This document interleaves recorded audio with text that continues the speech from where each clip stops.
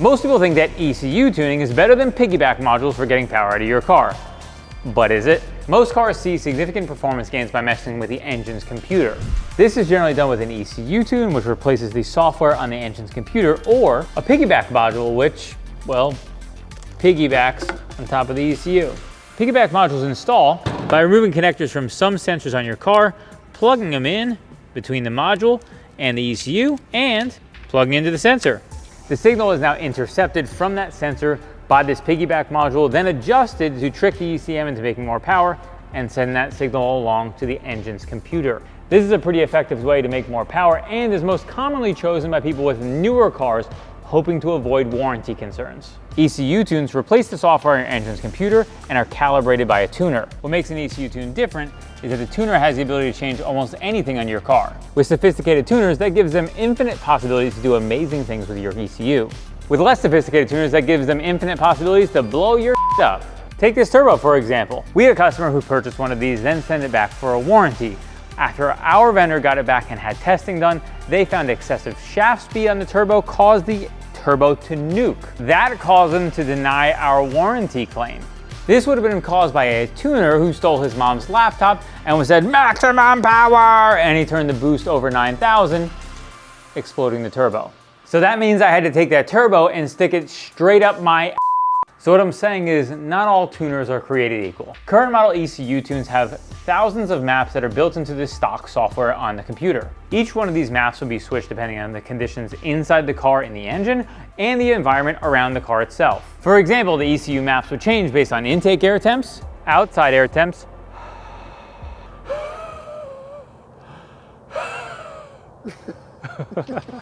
or elevation, and so much more. With a piggyback, you only have the ability to tweak the signals that come from the factory sensors in the car. Basically, tunes are more sophisticated and can accomplish more, while piggybacks are simpler and don't require software changes to your car. But to find out which one performs better, we're going to take this car to the dyno and find out. First, we're going to get our MK8 GTI in the dyno with our racing line piggyback module installed.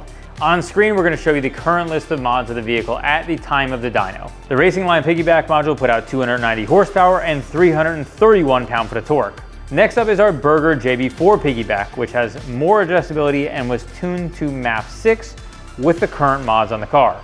And our dyno run with our JB4 put out 302 horsepower and 352 pound-foot of peak torque. Now the numbers may not represent the drivability, which we're going to test later, but first, we're going to dyno our ECU tune. This is going to be our stock run with the mods that are currently on the car. Stock tune, current mods. Then we're going to go stage 1, test it, see where our dyno is there. Then stage 1 plus, test it, see where our dyno is there.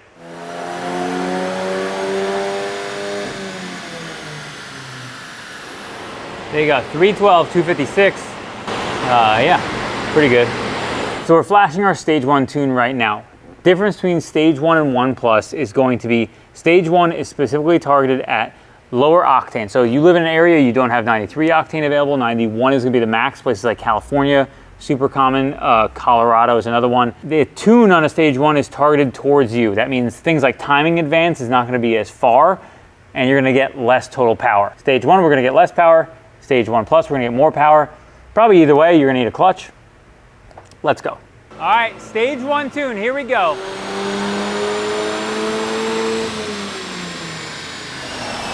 Stage 1, 304 horsepower, 356 pound-foot of torque.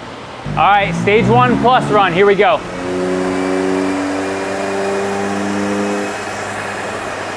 All right, stage 1 plus run, horsepower, 315 horsepower, and torque, 374 pound-foot of torque. So I've been driving this car for over a year. For about 6 months, that has been with one piggyback, and then shortly with the other piggyback. Now I have the car stage 1 plus for about a week and a half or so. The stage 1 plus tune is better in literally every way than all of the piggyback options.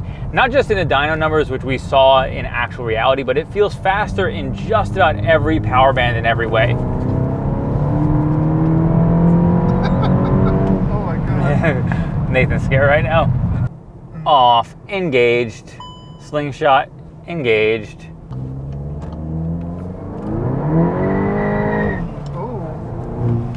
The old second gear pull. You ready?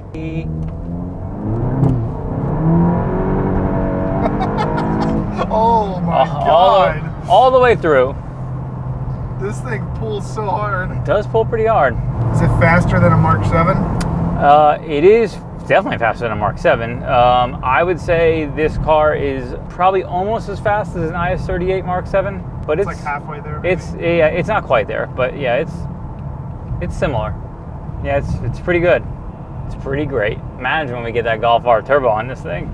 Another factor that I've noticed, which is a difference between a tune versus a piggyback, is the drivability. So the drivability on a tune is going to be much smoother, much more better power delivery, and in Unitronic's case, they actually do torque by gear, so you don't get full torque in first gear, so you just blow the tires off on a front-wheel drive car like this one, whereas obviously a piggyback can't do that.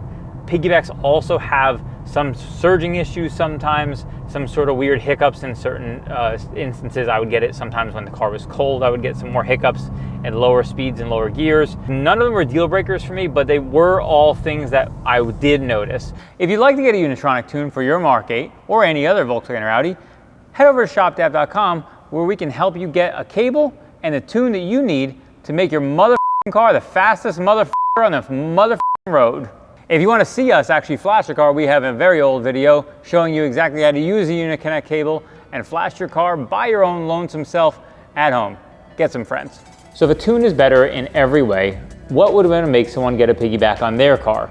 And the truth of the matter is that this all boils down to risk tolerance. If you have a car that is newer and you're not willing to take the risk, you may want to choose a piggyback. If you care more about getting more performance out of your car and you're confident because you have lots of experience like we do, and have confidence in the reliability of the tune that you're choosing for your car, Unitronic's a good one, then that's going to be a great option for you. Ultimately, it really boils down to what you feel like is the best decision for you. So leave in the comments below, which do you prefer, piggyback, ECU tune?